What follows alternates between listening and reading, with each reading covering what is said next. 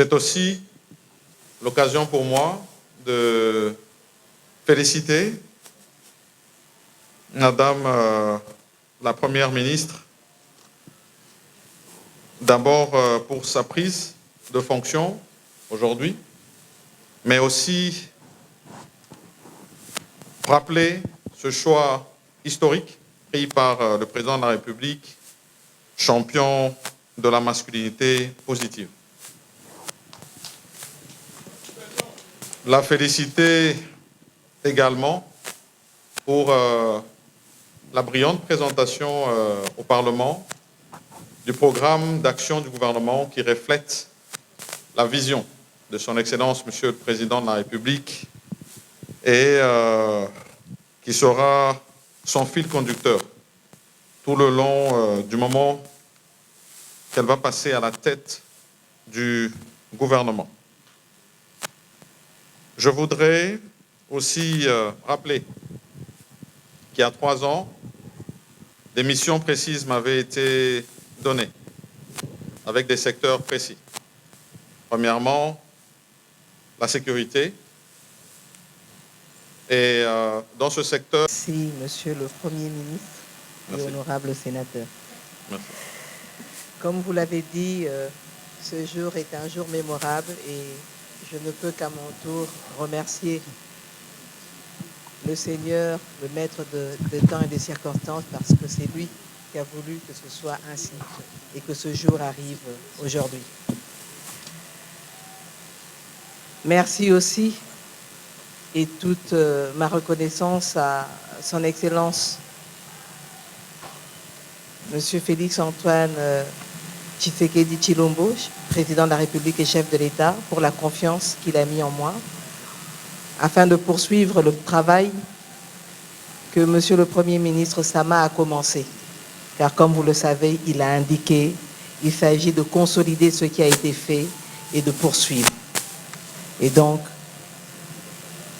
comme je lui ai dit tout à l'heure, je sais qu'il n'est pas loin et que je pourrai toujours recourir à lui pour avoir certaines informations, certains conseils sur la manière de faire certaines choses, parce que c'est toujours important d'écouter ceux qui sont passés avant nous, parce qu'on tire toujours profit de leur expérience, de ceux qui ont été de ceux qui n'ont pas été. Merci à vous tous qui êtes là aujourd'hui, à ma famille, aux collaborateurs. J'en reconnais plusieurs noms que j'ai eu à travailler, avec qui j'ai eu à échanger, à collaborer, même en étant au ministère du Plan, avec ceux de la primature. Je vois le DIRCAB, Maître Ngondako, professeur Ngondakoy, et il y en a d'autres. Je ne vais pas tous les citer, sinon ça va faire des jaloux pour ceux que j'aurais oubliés. Merci à mon équipe qui m'a accompagné au plan aussi, qui m'a accompagné pendant cette transition. Ce n'était pas évident parce que c'était un moment, pendant 2 mois, il a fallu travailler non seulement avec le chef de l'État pour mettre en place la nouvelle équipe gouvernementale, mais aussi travailler sur le programme du gouvernement 2024-2028 que j'ai eu l'honneur de présenter hier devant l'Assemblée nationale et sur base duquel nous avons été investis. Ceux qui ont suivi et ceux qui ont été présents, ça s'est fait aux petites heures du matin.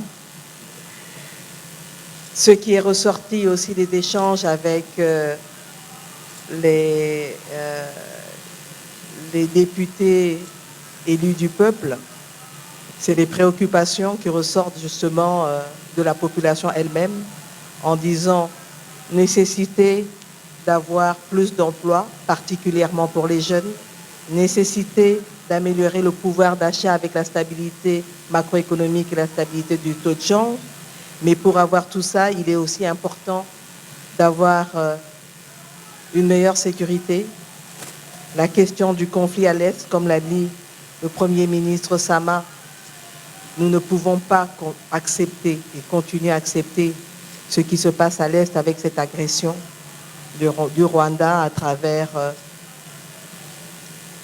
le M23. Et comme je l'ai dit et réaffirmé, nous prendrons nos responsabilités pour que cette guerre qui dure depuis 30 ans, pour qu'on en finisse. Mais en même temps, les problèmes sécuritaires ne sont pas seulement à l'Est, on l'a souligné.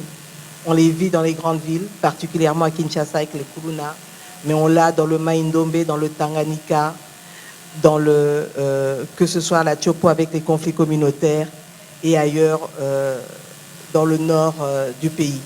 Donc il sera important de veiller aussi sur la cohésion communautaire pour pouvoir vivre ensemble dans la dignité, dans la sécurité.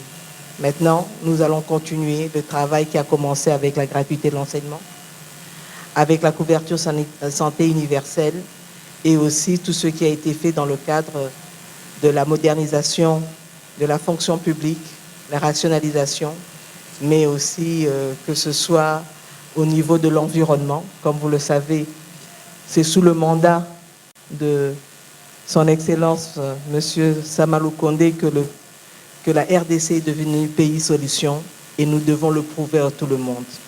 Donc voilà, je vais m'arrêter là. Il y a encore d'autres piliers sur lesquels on va pouvoir travailler, mais je pense que tout a été dit hier. Maintenant, plus qu'une chose reste à faire, c'est de se mettre au travail. Et nous ne devons pas traîner pour ça. Merci beaucoup. Et merci encore à Son Excellence Jean-Michel Samalou Kondé, honorable sénateur, et je vous souhaite bien de bonnes choses de ce côté-là. Merci.